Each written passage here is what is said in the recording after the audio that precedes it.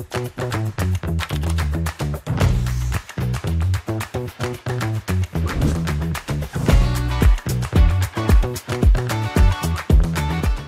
allons désormais parler à nouveau de l'IA générative. Je vais accueillir Laura Pallier, qui est cofondatrice de Regat et qui va venir nous parler de comment l'intelligence artificielle va changer le quotidien des équipes finance.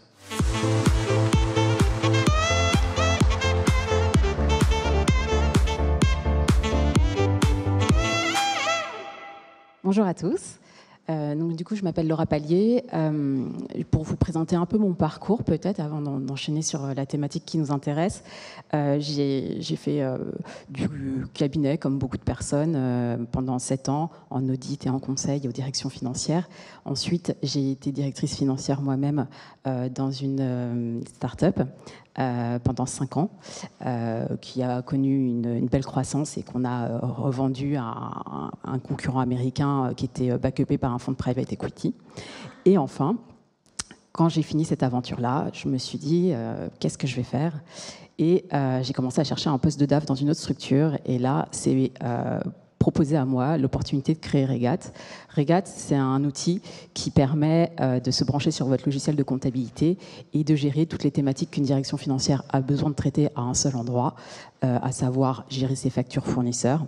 Je lis, j'automatise la comptabilité, j'ai des circuits d'approbation, je les paye en un clic, gérer ses factures clients, en émettre, les envoyer, relancer ses clients. On a également tout un système de paiement, par virement, mais également des systèmes de cartes virtuelles, physiques, du suivi budgétaire, du cash forecast. L'idée, c'est quoi ? C'est de se dire que ça ne sert à rien d'avoir 15 outils dans une direction financière différents, puisque ça pose des problèmes de communication des systèmes, de fiabilité de la donnée, etc., etc., du temps humain, de la formation, et donc d'avoir un seul cockpit qui permette de gérer tout ça et qui soit parfaitement intégré avec le logiciel de comptabilité, ça a du sens. Donc voilà, on a créé Regat il y a 3 ans, et maintenant je vais passer au sujet qui nous intéresse, l'intelligence artificielle dans le quotidien des équipes finance. Pourquoi moi je viens vous parler de l'intelligence artificielle? Parce que finalement, on est, c'est le cœur du sujet en ce moment. Sur les dernières années, il y a eu pas mal d'évolutions, mais ces derniers mois, ça s'est complètement accéléré avec tous les modèles d'intelligence artificielle générative. On n'entend parler que de ça. D'ailleurs, je pense que 75% des startups aujourd'hui qui se lancent le sont avec des thématiques d'intelligence artificielle. Donc, c'est vraiment la thématique du moment. Et elle s'invite dans tous les outils du quotidien qu'on va utiliser. Ça peut être votre messagerie Internet, ça peut être votre logiciel de comptabilité.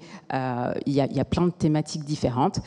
Et aujourd'hui, ces thématiques, on va explorer la partie financière de ces thématiques. Et l'intelligence artificielle va avoir bien évidemment quelques limites qu'on va établir ensemble à la fin de tout ça. Donc nous, chez Regat, on travaille au quotidien sur l'intelligence artificielle. On a commencé l'outil, comme beaucoup d'outils, sur des outils d'automatisation avec des notions de règles. Donc l'automatisation, on en a tous au quotidien. Elle était principalement basée sur des règles de management. Donc, quand je vois ça, je fais ça. Et donc, en fait, il y a tout un corpus de règles qui va exister au sein des outils.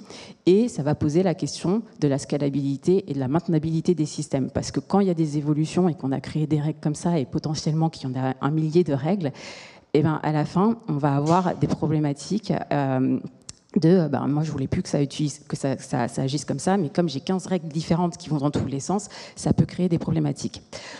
Ces sujets d'automatisation, avec les limites qu'elles avaient, elles sont en train de passer à l'étape supérieure, puisqu'avec l'intelligence artificielle, on va passer sur des éléments qui ne vont plus qui sont des mécanismes apprenants, et donc tous ces corpus de règles et la maintenabilité qui étaient liés à ça vont disparaître demain. C'est pour ça que nous, on travaille énormément sur ces sujets-là au sein de la plateforme pour faire disparaître progressivement tous les systèmes de règles et avoir des choses pertinentes et évolutives dans le temps et qui s'adaptent également.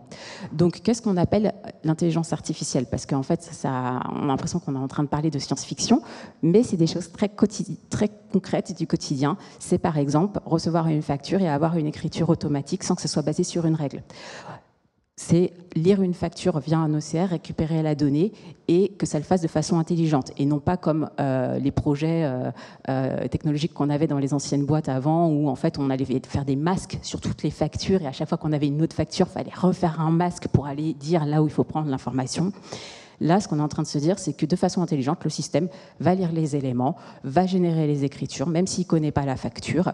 Il y a plein de thématiques du quotidien qui peuvent être impactées, du recouvrement, de l'assistance à la rédaction, etc., etc. Donc l'idée, c'est vraiment d'avoir cette brique d'automatisation pour faire gagner du temps à la direction financière. Ensuite, il va y avoir une brique qui est plus liée à la data, à l'analyse. Comment je vais pouvoir faire mon reporting facilité par l'intelligence artificielle. Donc là, c'est de la mise en forme, de l'analyse, de l'alerting. Mon niveau de cash n'est pas suffisant, mon BFR, etc., etc. Donc ça, c'est une brique qui existe également déjà aujourd'hui, avec des degrés plus ou moins complexes. Et la dernière brique, qui n'est pas la moindre, c'est la partie prédictive. Donc comment je fais un budget qui va pouvoir s'adapter compte tenu de tout mon contexte macroéconomique et autres. Et donc ça, il y a des outils qui existent sur le marché. Je vais citer par exemple Pigment, qui est une société qui existe depuis 3 ans aussi, je crois, mais pareil, qui va récupérer un certain nombre de données macroéconomiques et qui va faire influer ces hypothèses sur votre modèle de prédiction de société. Donc on n'est pas en train de parler de science-fiction, ça existe. Mais il va y avoir différents niveaux de complexité. On va dire que ce premier niveau d'automatisation est accessible pour la plupart des PME. Vous avez plein d'outils aujourd'hui sur le marché qui vous aident à automatiser et qui le font de plus en plus de façon intelligente. Et vous allez avoir des briques qui sont moins accessibles, enfin qui sont plus ou moins accessibles en fonction de la taille de votre entreprise et de votre budget. Bien évidemment, quand on commence à parler de modèles prédictifs et autres, on est sur des éléments qui peuvent revêtir une certaine complexité et donc qui vont se focaliser sur plutôt de la grosse entreprise. Donc, ceci étant dit, donc ces 3 briques d'intelligence artificielle que vous allez pouvoir reconnaître dans votre quotidien et utiliser dans votre quotidien, il y a une étude qui a été faite par McKinsey et qui dit que finalement, avec l'état de l'art de la technologie aujourd'hui, 60% des tâches qui sont faites dans une direction financière peuvent être automatisées. C'est un chiffre qui est intéressant et qui à la fois effraie, parce qu'on se dit, mais mince, à quoi mon équipe va ressembler dans 10 ans Et en fait, ce qu'il faut retenir, c'est que finalement, la vérification humaine reste quand même quelque chose d'important, puisque je reprends l'exemple un peu bébête de l'océrisation, mais enfin l'océrisation à 100% de qualité, ça n'existe pas, il y a toujours besoin d'une vérification. Mais ce qu'on va voir, c'est que finalement, les profils qu'on a dans nos équipes vont devoir évoluer. Le comptable traditionnel qui fait sa saisie de facture, demain, il va faire de la vérification beaucoup plus rapide. Il n'y aura pas besoin de même taille d'équipe sur ce type d'activité, mais par contre, on aura besoin de beaucoup plus de profils analytiques, des profils data. On voit de plus en plus ce poste apparaître dans les directions financières, des data analystes, des personnes avec des sensibilités tech qui vont pouvoir manier ces outils. Donc, il faut s'équiper, pas seulement d'outils, mais s'équiper des bonnes personnes pour nous accompagner sur ce chemin de la digitalisation. Ensuite, ce que je dirais, c'est que, alors en fait, je ne vais pas du tout parler sur ce slide, mais c'est pas grave. Il y a des limites à tout ça. C'est-à-dire que l'intelligence artificielle, on nous en rebat les oreilles toute la journée, et c'est vrai que ça va permettre d'améliorer une grande partie des éléments, mais il y a un certain nombre de limites sur cette intelligence artificielle. D'abord, la souveraineté des données. C'est-à-dire qu'aujourd'hui, vos données, elles vous appartiennent. Si vous les envoyez dans un système, demain, qui a accès à cette information? Où est-ce que cette information va? Donc, il y a beaucoup de complexité d'un point de vue aussi RGPD. Il faut savoir que l'intelligence artificielle, notamment quand on est sur des modèles génératifs avec des données très complexes, ont besoin de supercalculateurs. Ces supercalculateurs, en Union européenne, on en a très peu. Ils sont principalement basés aux États-Unis. Donc, ça pose un certain nombre de problèmes. Ensuite, c'est des technologies qui peuvent être assez consommatrices d'un point de vue impact environnemental. On parlait tout à l'heure de l'ESG. Faut savoir que forcément, c'est un impact non négligeable. Et enfin, il y a aussi une problématique de traçabilité de l'information. C'est-à-dire que demain, si tout est fait automatiquement sur dans vos sociétés, qui est responsable de l'information, qui est responsable de l'analyse, comment je retrouve mes petits. Et tout ça, c'est un peu parfois une boîte noire qu'il faut savoir gérer. Donc, tout ça pour dire que l'intelligence artificielle ne va pas remplacer votre équipe, mais va vous simplifier grandement la vie. Donc, il faut s'y mettre dès maintenant.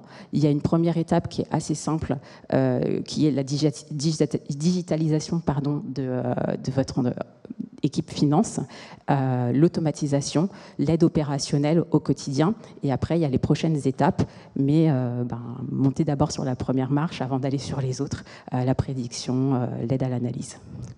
Voilà un petit peu ce que je voulais vous dire sur l'intelligence artificielle.